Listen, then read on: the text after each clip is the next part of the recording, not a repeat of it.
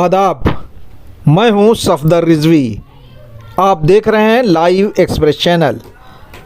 आपसे गुजारिश है कि इस चैनल को सब्सक्राइब करें, लाइक करें, शेयर करें और कमेंट करें। अब देखें एक अहम खबर। कंगाल हो चुके शिया वक्फ बोर्ड से अभी भी अरबों और खरबों कमाने की कार्रवाइयाँ जारी हैं। इस कमाई और लूट में जहां बोर्ड के चेयरमैन दोषी बताए जा रहे हैं, वहीं बोर्ड के सरपरस्त मौलाना कल्बे जवाद से भी जवाब तलब कर उन्हें चोर साबित करने की कोशिशें की जा रही हैं। इतना ही नहीं बल्कि एक मामला नए मुतवल्ली का सामने आया है, जिन्होंने कमाई के मकसद से बोर्ड के जिम्मेदारों को पैसे देकर गैर कानूनी रूप से सनद हासिल की है और बोर्ड के सीईओ के सर पर तलवार लटका दी है।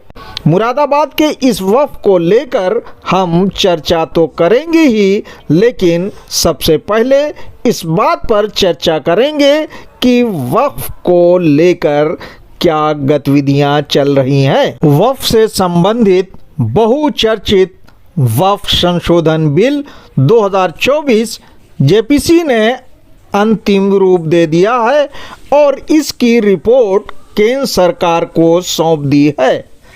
अब ये वक्फ बिल बजट सत्र के दौरान किसी भी दिन संसद के पटल पर रखा जा सकता है।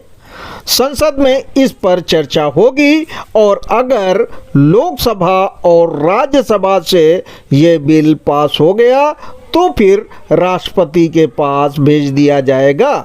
इसके बाद इसे देश भर के विभिन्न राज्यों के वक्फ बोर्डों में लागू कराया जाएगा, लेकिन ये काम आसान नहीं है। इसीलिए सरकार इसके लिए उचित समय का इंतज़ार कर रही है, क्योंकि ये बिल पार्टियों में हलचल पैदा कर सकता है और अगर नेताओं को विश्वास में नहीं लिया गया तो सरकार पर भी संकट मंडरा सकता है। इसीलिए राजनीति के खिलाड़ी माने जाने वाले प्रधानमंत्री नरेंद्र मोदी इसे लेकर जल्दबाजी नहीं कर रहे हैं। उन्हें पता है कि ये बिल मुस्लिम समाज को बुरी तरह नुकसान पहुंचाएगा। इसका जमकर विरोध भी हो सकता है। इस विरोध को किस तरह कुचलना है या विरोध करने वालों की आवाज़ को किस तरह दबाना है, इस पर भी रणनीति तैयार कर ली गई है। उन्हें पता है कि कौन कौन लोग कौम के गद्दार हैं और उन्हें क्या देकर खरीदा जा सकता है। इस पर मंथन चल रहा है। इसकी भनक समाज के खास लोगों को लग गई है, इसीलिए वे एक दूसरे को कटघरे में खड़ा कर रहे हैं। अपने को वक्फ बोर्ड का सरपरस्त समझने वाले मौलाना कल्बे जवाद ने पिछले दिनों बिना नाम लिए बोर्ड के चेयरमैन अली जैदी पर बोर्ड से अरबों खरबों की अवैध कमाई का आरोप लगाया। इतना ही नहीं बल्कि उन्होंने ये भी कहा कि चेयरमैन बिल को लेकर सरकार का समर्थन कर रहा है ताकि उसका ओहदा बचा रहे। मौलाना जवाद ने आवाम को उकसाने के लिए ये भी कहा कि बिल का समर्थन करने वाला हर आदमी कौम का गद्दार है। इस बिल के जरिए से सारे औकाफ तबाह हो जाए, ये पूरी प्लानिंग है। पहला ज़ाहिर है कि हम लोग जो भी कर सकते हैं वो पीसफुल तरीके से कर सकते हैं। जो भी कर सकते हैं वो डेमोक्रेसी ने हमको राइट दी है, जमहूरियत ने राइट दी है, हमें उसके प्रोटेस्ट के वो प्रोटेस्ट कर सकते हैं। इंशाअल्लाह मुस्लिम मसला बोर्ड की तरफ से मेरे पास लेटर आया है कि उन्हीं ने भी कहा है कि इस पर प्रोटेस्ट करेंगे, मुल्कीर पैमाने पर प्रोटेस्ट करेंगे। ये मुस्लिम मसला बोर्ड क्योंकि मैं मेंबर भी उसका हूँ तो उनका मेरा लेटर आया उनके पास, तो हम वो जो भी प्रोटेस्ट करेंगे वो उसमें हम उनके शामिल होंगे और जो हमारे कौम की तरफ से प्रोटेस्ट हो सकता है पीसफुल तरीके से वो इंशाअल्लाह प्रोटेस्ट होगा इस सिलसिले में। ताकि आगे की नस्लें हम पर लानत न भेजें। उन तमाम मौलवियों पर, तमाम जाकिरों पर जो किसी भी तहरीक में शरीक नहीं होगा, घर के अंदर बैठा रहेगा, हमारी भी उस पर लानत है और आइंदा नस्लें भी उस पर लानत करेंगी अगर घर में बैठे रहे। मालूम हो कि सिर्फ लखनऊ में ही बहुत से बड़े मौलाना हैं। इनमें मौलाना आगा रूही, मौलाना हमीदुल हसन, मौलाना सफ़ी हैदर, मौलाना सैफ अब्बास जैसे ढेरों आलिम दीन हैं जो मौलाना कल्बे जवाद की किसी भी बात को नहीं मानते। उनके इस बयान को लेकर उनमें ज़रूर नाराज़गी होगी। मौलाना जवाद का ये जुमला बहुत ही ख़तरनाक था, लेकिन कौम के लोगों ने इसे एक कान से सुना और दूसरे कान से निकाल दिया। इस पर अब तक कोई प्रतिक्रिया नहीं जताई, जबकि मौलाना जवाद कौम का गद्दार होने की बात 4 बार कह चुके हैं, 2 बार जुमा की तकरीर में, जबकि 1 बार एक सार्वजनिक सभा में जहां चेयरमैन अली जैदी भी मौजूद थे। ऐसा लग रहा था कि उनकी मंशा ये थी कि लोग चेयरमैन अली जैदी की क्लास लें या उनके साथ बुरा बर्ताव करें, लेकिन लोगों ने मौलाना की बात नहीं सुनी। अब सवाल ये उठता है कि लोगों ने मौलाना जवाद की बात पर कोई ध्यान क्यों नहीं दिया? क्या लोग मौलाना जवाद को टुच्चा या झूठा समझने लगे हैं? क्योंकि यही मौलाना जवाद थे जिन्होंने वक्फ बोर्ड के पूर्व अध्यक्ष वसीम रिजवी पर घोटाले का आरोप लगाकर उनकी नाक में दम कर दिया था और उनके खिलाफ ज़बरदस्त आंदोलन छेड़ दिया था। ऐसे में मौलाना जवाद चेयरमैन अली जैदी का बाल बाका क्यों नहीं कर पा रहे हैं? इसके क्या कारण हो सकते हैं? उन पर भी विचार करना पड़ेगा। वक्फ मामलों के अल्लामा कहे जाने वाले ज़मीर नकवी का कहना है कि मौलाना जवाद बेहद चालाक, मक्कार, मतलबी और पैसों पर बिकने वाले लोगों में से हैं। चाय और अंडा खाने के शौकीन मौलाना जवाद को कोई भी पैसों से खरीद सकता है। उनका दामन पाक साफ नहीं है। उन्होंने वक्फ को खुर्द-बुर्द करवाया है और खुद लूटा है, वक्फ से करोड़ों कमाया है। उन्हीं के नक्शे कदम पर चलते हुए उनके दामाद अली जैदी जो वक्फ बोर्ड के चेयरमैन हैं, उन्होंने वक्फ को कंगाल कर दिया है और ऐसे गैर कानूनी काम अंजाम दिए हैं जिसकी जांच होने के बाद उन्हें जेल जाने से कोई नहीं रोक सकता। बहुत से गैर कानूनी कामों में मौलाना जवाद भी उनके साथ शामिल हैं। मौलाना जवाद को पूरी जानकारी है कि चेयरमैन ने अरबों खरबों कैसे कमाया है, इसीलिए वे हकीकत बयान कर रहे हैं, लेकिन वे महज बयान देकर चेयरमैन को ब्लैकमेल कर रहे हैं। अगर उनकी नीयत कौम को फ़ायदा पहुंचाने की होती तो उन्हें अरबों खरबों की अवैध कमाई करने वाले के खिलाफ पुलिस में एफआईआर कराना चाहिए था, लेकिन उन्होंने ऐसा नहीं किया। यूँ तो वे छोटे छोटे मामले पर प्रेस कॉन्फ्रेंस करते नज़र आते हैं, लेकिन उन्होंने वक्फ से अरबों और खरबों की कमाई करने वाले के खिलाफ प्रेस कॉन्फ्रेंस करके उसे गिरफ्तार करने और उसकी जांच कराने की मांग नहीं की। इससे साफ है कि उन्हें वक्फ से हमदर्दी नहीं है। वे ऐसा उसे ब्लैकमेल करने और वसूली के लिए कर रहे हैं। इसी बात को समझते हुए कौम के लोग उनकी बात पर ध्यान नहीं दे रहे हैं।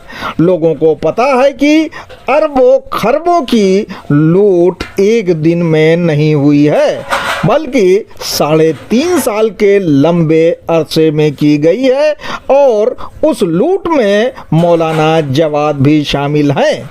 अगर वे पाक साफ थे तो उन्होंने इस मामले को पहले क्यों नहीं उठाया। जानकारों का कहना है कि मौलाना जवाद ने जब चेयरमैन अली जैदी पर ये आरोप लगाया तो चेयरमैन ने मौलाना जवाद और उनसे संबंधित दूसरे मुतवल्लियों की फाइलें तलब की।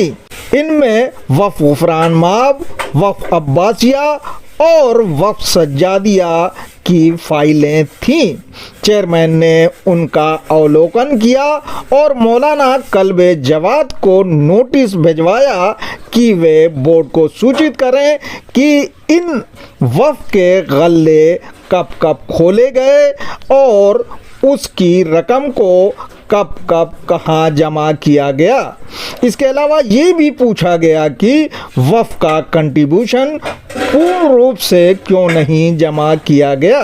चेयरमैन के इस नोटिस से साफ है कि मौलाना जवाद से संबंधित वफ़ के हिसाब किताब में गड़बड़ियां हैं। इसीलिए चेयरमैन ने मौलाना जवाद का मुंह बंद करवाने के लिए ऐसा काम किया, लेकिन मौलाना जवाद को ब्लैकमेल कर पाने में वे सफल नहीं हुए। चेयरमैन ने सिर्फ अपने ससुर मौलाना जवाद से ही जवाब तलब नहीं किया, बल्कि उनके करीबी माने जाने वाले मीसम अपराधी जो वफ़ दरगाह हज़रत अब्बास के मुतवल्ली हैं, उन्हें भी नोटिस देकर यही सवाल पूछे। मीसम अपराधी के भी हिसाब किताब में गड़बड़ियां और अनियमितता बताई जा रही है। इसीलिए मीसम अपराधी ने नोटिस पर ध्यान दिया और चेयरमैन को पटाने में लग गए। मौलाना जवाद और चेयरमैन के बीच खाई पाटने के लिए उन्होंने दोनों को एक मंच पर बुलाया, लेकिन वहां भी मौलाना ने वक्फ बिल का समर्थन करने के लिए चेयरमैन को कौम और इमामे ज़माना का गद्दार बताया। पर लोगों ने मौलाना जवाद की बात को खामोशी से सुन लिया। इसके बाद मौलाना जवाद ने अभी हाल ही में जुमा की तकरीर में एक बार फिर पुरानी बात दोहराई। इसमें नई बात ये थी कि उन्होंने इस बात की तरफ इशारा किया कि अगर वक्फ बिल पास हुआ तो दूसरे संगठनों के साथ मिलकर देश भर में आंदोलन किया जाएगा।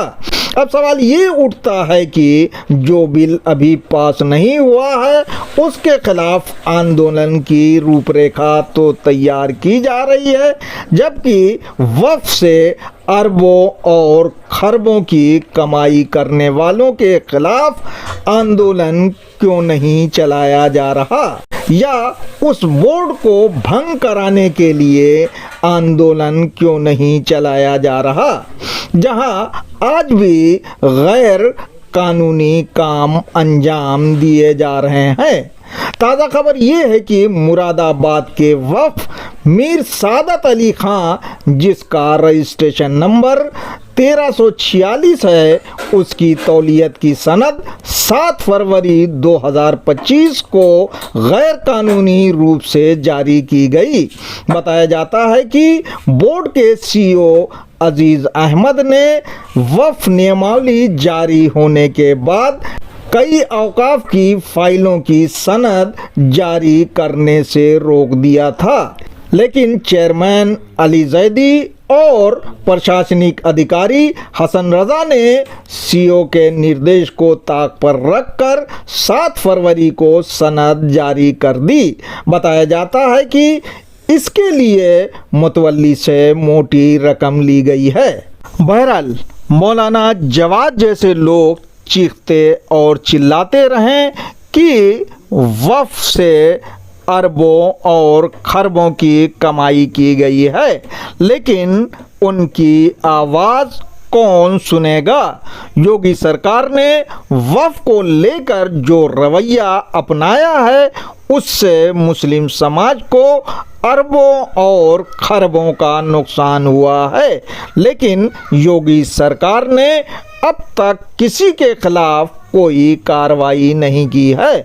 सबसे शर्मनाक बात यह है कि जो व्यक्ति अपने को वक्फ बोर्ड का सरपरस्त समझ रहा है वो पागलों की तरह चीख रहा है कि अरबों और खरबों का घोटाला हुआ है, पर वो कोई कानूनी कार्रवाई करने में नाकाम है, क्योंकि वक्फ बोर्ड के हमाम में सबके सब नंगे हैं। शायद ये शेर इन्हीं लोगों के लिए मौजू है। यहाँ कोई किसी का क्या कहेगा अहवाल, यहाँ कोई किसी का क्या कहेगा अहवाल, देखते क्या हैं इस हमाम में सब नंगे हैं। आपसे गुजारिश है कि इस चैनल को सब्सक्राइब करें, लाइक करें, शेयर करें और कमेंट करें।